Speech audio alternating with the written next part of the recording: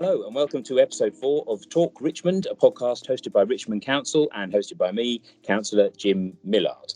Our local businesses are at the heart of our community, and the COVID-19 pandemic has presented them with huge and extraordinary challenges.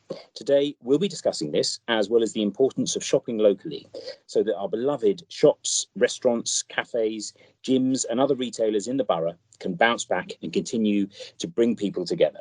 Joining me today is Vicky Anstey, the founder of the Barworks Studio in Richmond and the UK's leading bar expert. I'm putting on my leg warmers as we speak. And Emma Robinson, the town centre manager for bars. Hi, Emma. Hi, Vicky. Ideally, we would be doing this in the council's luxury recording facilities, which is actually just another room, but it's the least echoey room we found. And they've got some nice microphones, but they're still waiting. Still waiting until Corona is behind us before we can start using those. So obviously we're moving out of lockdown now to what we're calling the new normal. But my son hates that phrase. He doesn't like calling it the new normal. He wants to continue calling it the temporary weirdness, which I think is also a very good name for it. I like that. That. I'm with him. First of all, I have to admit, my knowledge of the workout bar is pretty non-existent, as anyone who's seen me dance will attest. But I just wondering, could you tell me a bit about what it involves and how you became the UK's leading bar expert? Yeah, so bar is kind of a form of modified ballet training. So I quite often will draw people's attention to the physique of a male or female ballet dancer, and sort of that highlights really what the rigors of their physical training produce in terms of, physique, balance, posture, etc. And bar is essentially sort of the strength and conditioning component of ballet. So it's not really ballet as such. Although we do run ballet classes, but bar specifically is much more about the kind of the strength and conditioning that goes behind a dancer's ability to perform. I can feel my posture improving just listening to you. I'm sure everyone listening is the same. They're sitting up a bit better, letting their neck be free and all this stuff. And Emma, you became town centre manager for Barnes Community Association back in 2012. Is that right? I did, yes. A very happy 8 years of my life. Wow. Can you tell us a bit about what your role involves? Okay, so it's a very, very broad role, and that's one of the things I love about it, ranging from talking to local retailers about the challenges they face and seeing what I can do to support them, through to fairly major projects to look at what we can do to make Barnes a destination and drive in visitors, bring footfall in to use our local shops and our local businesses. We are very fortunate, I think, in Barnes to have a significant number of independent businesses. In fact, I think one of the highest number of independences in the country, of towns in the country. So we're in a very fortunate position. And I think that gives us a unique offer and makes the challenges we face quite special in terms of how we can support those businesses to survive, make sure that we continue when we have empty sites to bring in more independent businesses that will add to our offer. And it's probably fair to say we're doing quite a good job of that at the moment. When the government announced the lockdown, what were some of your concerns initially for your business? Well, I have in the 10 years of operating, I would close my business for 3 days a year at Christmas and New Year. And so for 10 years, I hadn't shut the doors for any more than a day or 2 days at a time. So that was a huge deal for me. And it was a pretty emotional thing on that Friday evening to have to go and lock the doors with no idea when I'd be able to reopen them.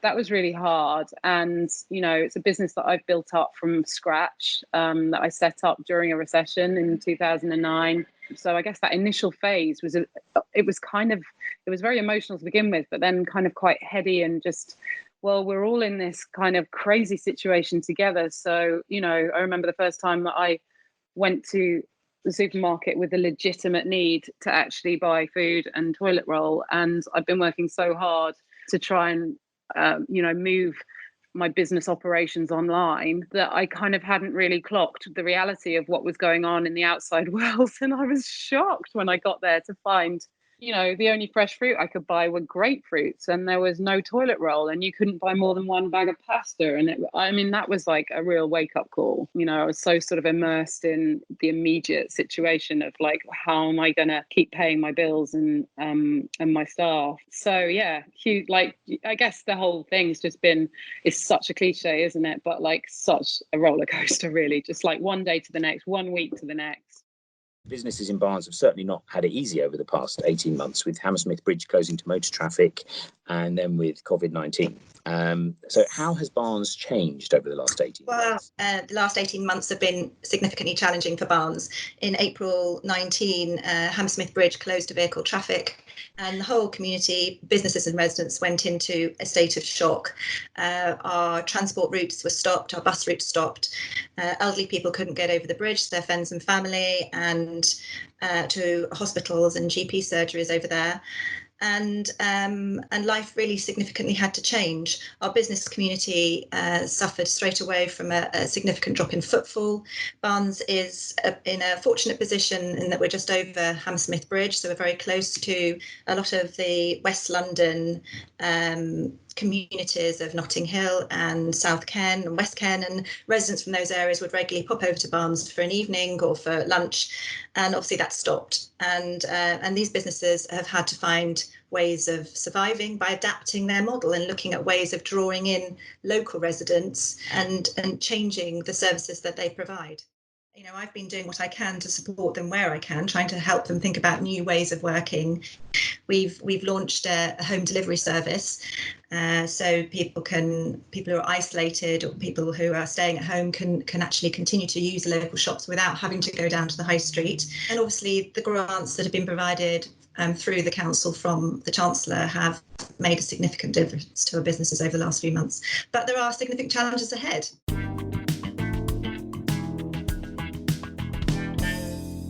And I'm fascinated by this, Vicky. You were on Channel 4's TV programme SAS Who Dares Wins. That's right, yes. Yeah. That sounds amazing. It's like about testing people to their limits, taking them through grueling mental and physical challenges, basically replicating the SAS selection process. Exactly, yeah. That's so impressive. And just in the current context, how did that prepare you for managing a business through a pandemic?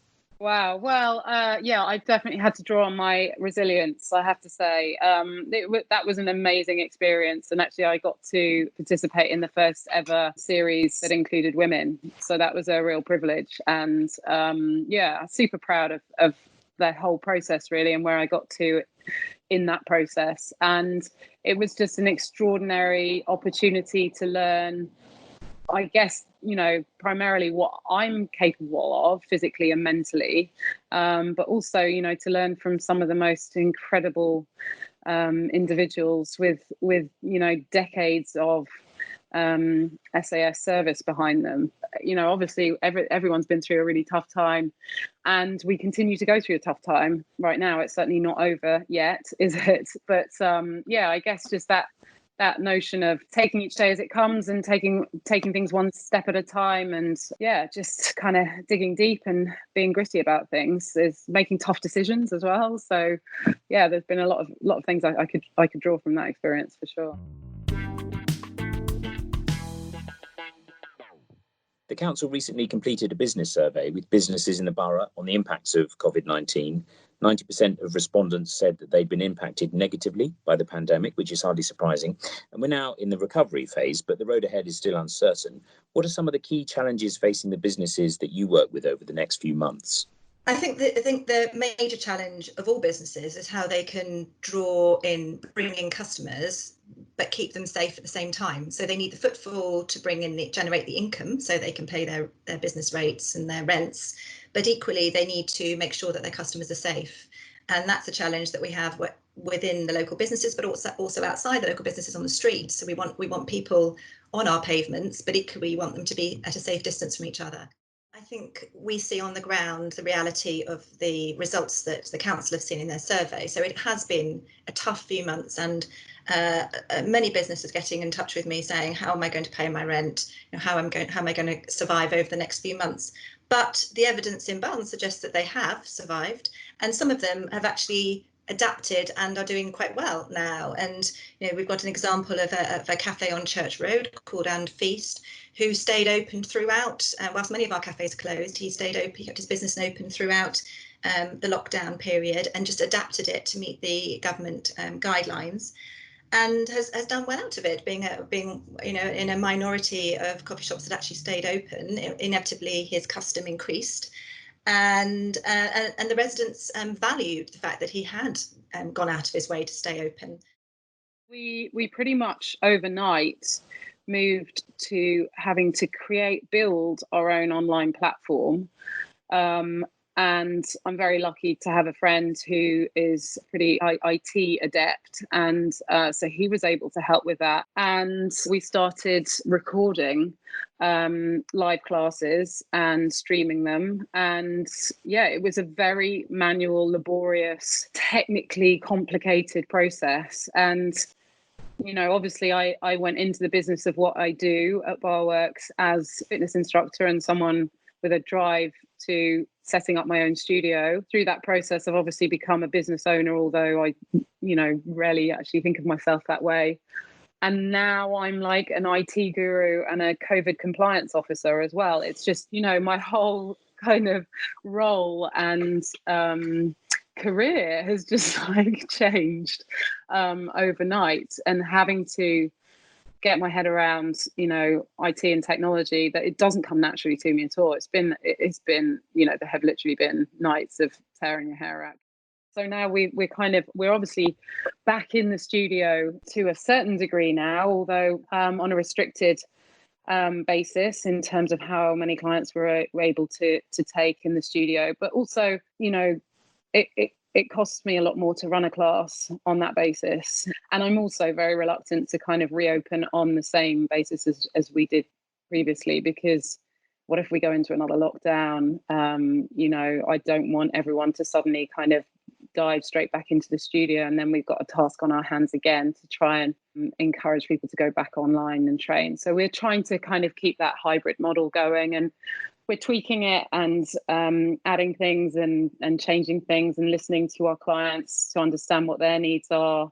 But it's a very difficult time of year as well. And I think there's a sort of an assumption that, oh, well, we're back and small businesses are now open for the majority. And so life is returning to some kind of normal. But actually, I think this is the hardest phase, if I'm honest, because I think most businesses would say, they are operating at a loss. There's a means to kind of keep making steps forward. And that's certainly true for us. It's tough. I appreciate that. And, from my experience as well, I think one of the things about running a small or medium-sized business is you've absolutely put your finger on, the one of the things that's a challenge, but also a joy, is the degree to which you have to sort of learn and master loads of new things sometimes that are thrown at you. And that ability to and desire to be flexible and resourceful and adapt is so impressive. And I think no one knows what the future holds. How are businesses in Barnes preparing if a potential second lockdown, and no one's saying that's going to happen, but if it were to happen? Well, I think if it happens again, we have the benefit of hindsight, of the learnings that we've had over the last few months. And I think everyone will be ready to cope with it much more calmly than we did when obviously it was imposed on us initially. And the businesses have all adapted with the PPE. They've got their track and trace systems in place where appropriate. And I would, feel quite confident that we would be ready to deal with whatever's thrown at us, because it can't really be any worse than it has been. Or maybe that's not true. Maybe it can be a lot worse than it has been. But they've been a tough few months, and I think we're kind of ready to face what happens next.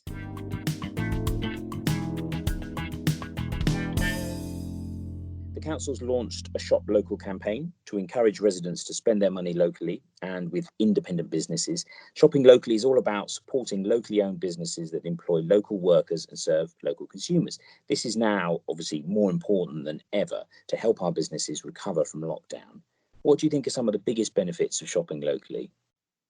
Well, I mean, we have been, obviously we talked about the closure of Hammersmith Bridge, and in Barnes we've had a Shop Local campaign running since the bridge closed pretty much, because we really do recognise the significance of it and of making it work. And we will be We're working with the council on how we can incorporate what we've already done into the council-wide campaign, so we can be part of the bigger borough initiative.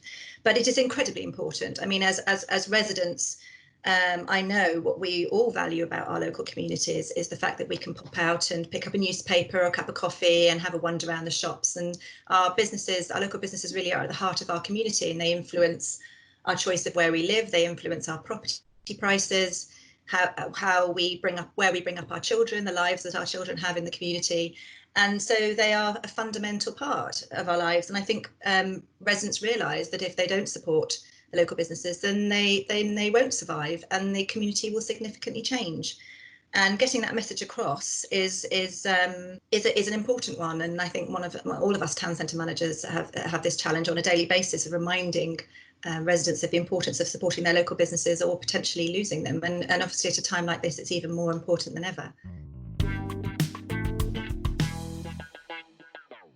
What you've talked about is really inspiring. Have you got any advice for other small to medium-sized businesses? I think it does boil down to community. One of the things that we did quite early on was to invest heavily, no finance involved, just lots of emotion and time in our client WhatsApp group. So we've always had a WhatsApp group for any client that wants to be involved and receive notifications, and it's just a forum for people to kind of share how tough the class was, or anything like that, and that became a thriving community. And it was such an amazing thing. Every day people sending messages of support, not just to us but to each other, helping each other out. One of our clients had to fully self-isolate through the whole of lockdown, a lady who's in her 70s with respiratory problems. And people were offering to take things around to her house for her and leave them at her doorstep. And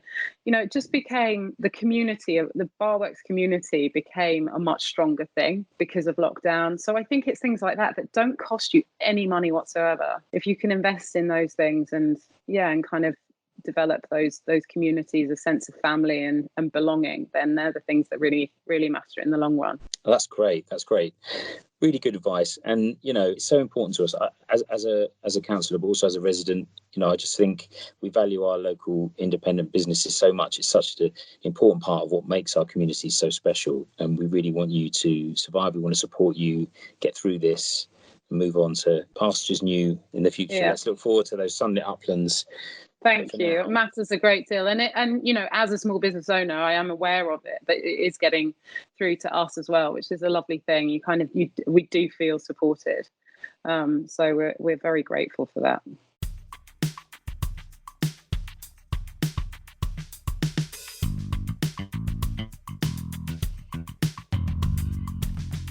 It's been fascinating to chat to both Vicky and Emma. It's clear that businesses in Richmond-upon-Thames have had to work incredibly hard in recent months to adapt to government guidelines and to be able to open again.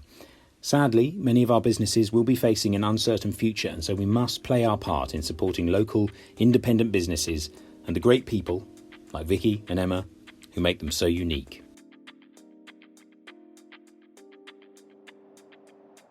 In the next episode, we'll be discussing going back to school and the measures taken to make sure it's safe. For further information on the topics discussed, check out the show notes below. If you have any questions, email us on talk@richmond.gov.uk. Please do subscribe, and why not review? 5 stars always welcome. I'm Jim Millard. Thanks for listening.